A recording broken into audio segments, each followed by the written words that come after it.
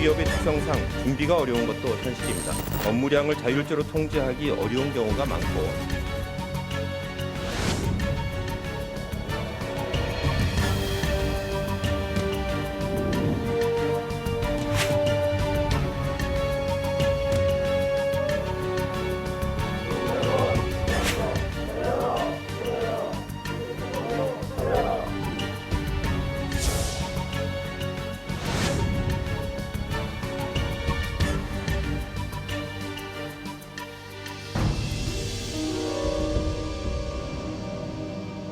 네, 정부가 발표한 주 52시간제 보완책을 놓고 주 52시간제 안착을 위해서 필요한 과정이다, 아니다.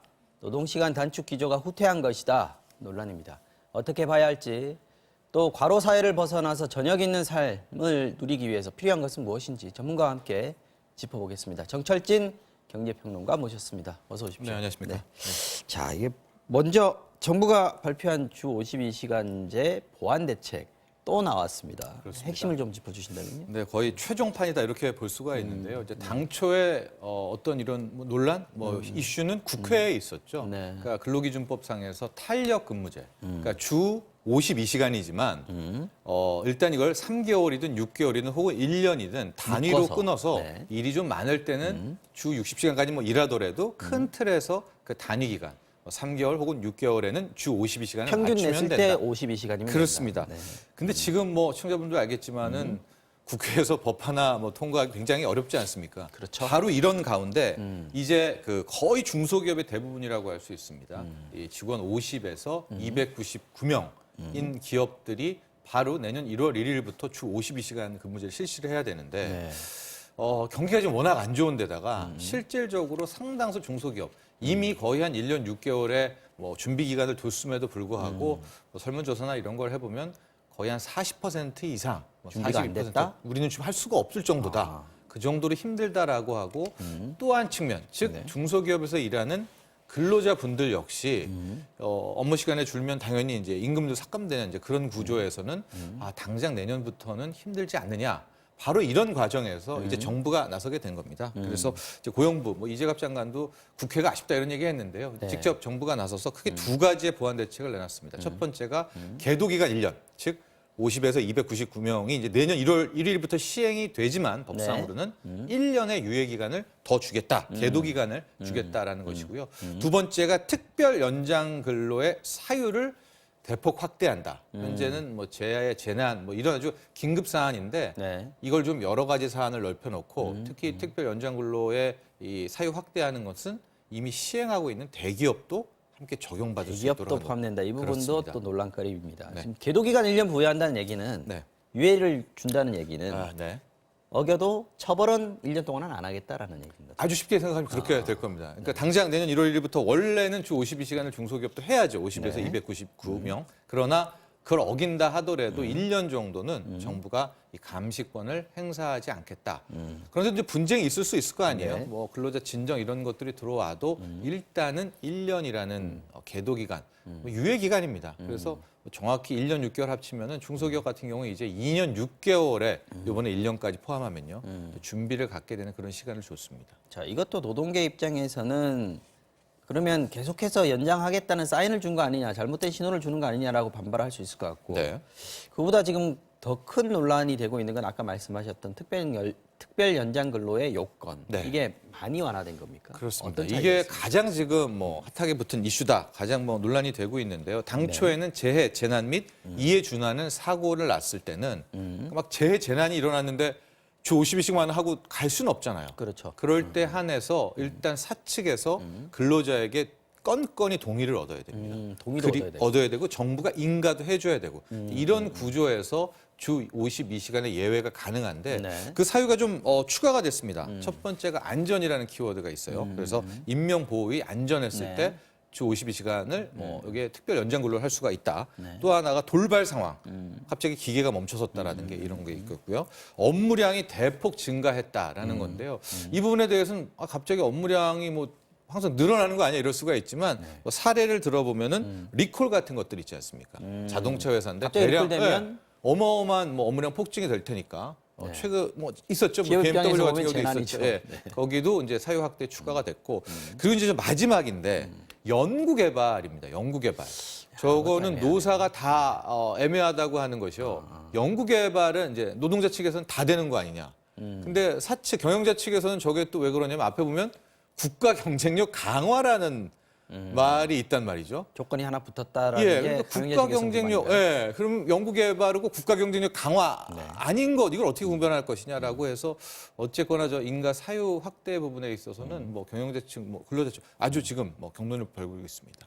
대기업도 지금 경영상의 이유가 있을 때 특별 연장 근로할 수 있다라고 돼 있어요. 그게 이제 경영상 이유라는 건 사실 진짜 귀에 모호하죠. 걸면 귀걸이, 코에 걸면 네. 코걸이 아니겠어요? 연령 비연령이다라고 해서 이제 가장 그 경영상의 이유라는 특별 연장 근로 조건을 너무 많이 풀어놓은 것이 아니냐. 그리고 이렇게 풀어다 보면 사실상 다 예외가 되는 거 아니에요? 다 여의가 될 수가 있다라는 것이고 여기에 대해서 이제 정부는 일단 그게 뭐 동의를 받고 정부 인가도 있어야 되니까 좀 더 지켜보자. 이게 뭐 그렇게 대폭 확대하는 것은 아니다. 이런 입장을 함께 취했습니다. 지금 노동계에서는 굉장히 크게 반발을 하고 있죠. 네, 그렇습니다. 어떤 식의 반응이 나오고 있습니까? 일단은 가장 큰 문제가 이 양극화에 대한 문제를 걱정을 하고 있어요. 노동과 같은 경우에는 이제 이게 뭐 아예 주 52시간이 없어지는 것이다. 뭐 이렇게도 얘기는 하고 있겠지만은 근로자 사이에서는 무슨 문제가 더 크냐면 우리가 주 5일 근무할 때도 네. 정말 뭐 8년 이상 시간이 걸렸지 않습니까? 근데 이 주 52시간 같은 경우에는 현재 현황이 어떠냐? 이미 실시하고 있는 300인 이상 대기업, 특히 금융 쪽에서는 이게 네. 잘 적응이 되고 좀 실시가 되고 있단 말이죠. 되고 있는 경우도 예, 대기업 있는데. 같은 경우에는 그런데 이 대기업과 상대적으로 열악한 첫 번째가 뭐가 열악하냐? 소득 수준이 열악하죠. 중소기업 같은 경우에는 두 번째가 노조의 파워, 뭐 노조 조직률, 노조의 힘, 뭐 노사 협상력이 많이 떨어지는 거 아니겠습니까? 그러니까 이 주 52시간을 한 이유가 어쨌든 저녁이 있는 삶, 일과 뭐 자신의 삶, 워킹 그 워라벨이라고 하죠. 이거에 밸런스를 맞추려는 그런 취지였었는데 어쩌면 이 혜택을 대기업 근로자만 거의 상당 부분 누릴 수밖에 없지 그럴 수 않느냐. 있겠군요. 예. 임금이 상대적으로 적고 노조의 뭐 협상력도 약한 중소기업 같은 경우에는 계속 뭐 당할 수밖에 없지 않느냐. 이런 걱정도 한편에서 나오고 있습니다. 지금 문재인 정부의 어떤 노동자 중심, 네. 친화적인 정책 자체가 후퇴하는 것 아니냐. 이런 부분에 대해서 가장 또 반발을 하고 있는 것 같기도 합니다. 그렇습니다. 근원적인 뭐 지적도 나오고 있는데 또 한편에서는 이제 주 52시간의 정착을 위해서 정말 필요한 것이 뭐냐. 어쨌든 소득이 어느 정도 확보가 돼야 네. 이번에도 봤지만 중소기업에서는 근로자들이 멈칫한단 말이죠. 왜냐하면은 일 못한 만큼 네. 소득이 줄어들게 되니까. 시간의 수당으로 받는 임금들이 만만치 않았는데 그게 네, 없어지는 그렇습니다. 상황에 대해서도 좀 일을 고려가- 조금 더 하더라도 받고 싶다는 사람들이 예, 있습니다. 하나가 있었어야 됐고요. 또 하나가 업무 스타일이라고 좀 저는 평가를 하고 싶은데 뭐 가령 뭐 영국이라든가 뭐 이런 나라들의 하루 8시간을 보면 거의 일만 하는 구조. 그러니까 집중적으로 하고 그냥 가버리는 거거든요. 퇴근 후에는 가버리는데 우리는 아직까지는 이제 그런 문화는 아니었잖아요. 좀 여유 있게 하고 네. 뭐 야근도 하고 뭐 그런 형태에서 이제 그런 근무의 스타일도 함께 바꾸는 노력이 있어야 그래야 생산성과 효율성이 나오면서 이제 임금과 소득도 확보가 되는 아마 그런 두 가지에 대한 고민이 더 필요하지 않았을까 생각이 듭니다. 알겠습니다. 자, 이슈를 좀 바꿔보겠습니다. 문재인 정부 출범 후에 청와대 대통령 비서실에서 근무한 공직자의 부동산 가격 평균해서 3억 원 이상 올랐다. 이런 조사 결과가 나왔습니다. 경실련에서 발표한 거네요. 네, 그렇습니다. 경실련이 요즘에 계속 대립각을 세우는 부동산 관련 통계들을 네. 발표를 하고 있는데요. 청와대 참모 중 1급입니다. 전현직이죠? 네, 전현직이고요. 65명. 네. 1급 이분들은 이제 재산이 공개가 됐습니다. 그 재산 중에서 네. 집도 어떤 좀 뭐 결과의 공정성을 위해서 실거래가가 확보된 아파트하고 오피스텔만 뽑아서 비교를 했습니다. 네. 그래서 2017년 1월 기준과 최근 기준인데요. 그 문재인 정부 기간이라고 할 수가 있겠죠. 엄밀히 말하면 이제 4월 이후가 되겠지만은 평균 가격이 8억 2천만 원에서 네. 11억 4천만 원으로 3억 2천만 원이 이제 가격으로는 올랐고요. 네. 이 상승률로는 거의 이제 40%에 육박하는 상승률을 기록했다. 또 하나 이 기간 동안에 문재인 정부 출범 기간 동안에 다주택자, 그것도 3주택자 세 채 이상이 된 분이 3명이나 또 단색자가 많더라. 그런 얘기까지도 함께 이번에 뭐 개요를 밝혀졌습니다. 청와대 입장에서는 좀 난감할 것 같긴 한데 네. 집값 상승 혜택을 본 사람들 보면 경제 정책을 주도했던 분들이 네, 좀 있더라고요. 그렇습니다. 이제 혜택을 누가 많이 받느냐. 그래서 뭐 그런 뭐 정리도 있더라고요. 이제 가격 측면 재산 증가액이겠죠. 규모가 있고 상승률이 있는데 네. 그 액수로 따져보면 주현 중소 벤처 비서관입니다. 네. 이분은 이제 네 채의 아파트를 보유하고 원래 집이 있는데요. 많이 있더라고요. 강남에 포함을 해서 하여튼 2017년 1월경에 한 30억 정도였었는데 이게 한 43억 6천만 원. 네, 그러니까 많이 현재 올랐네요. 한 13억 8천, 14억 정도가 올랐고요. 근데 이제 상승률로는 한 46% 증가율로는요. 근데 액수는 가장 크죠. 거의 14억에 육박하는데.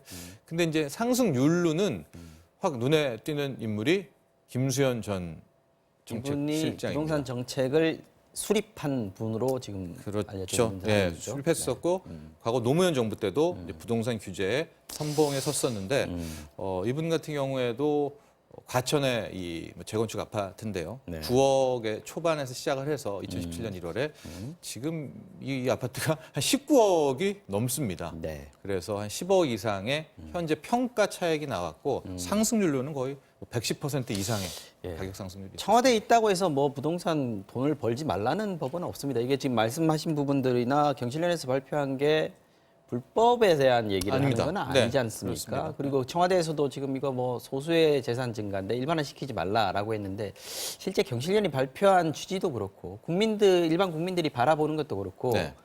청와대나 문재인 대통령이 부동산 시장에 대해서 아직까지 정확하게 상황 인식을 못 하고 있는 거 아니냐. 네.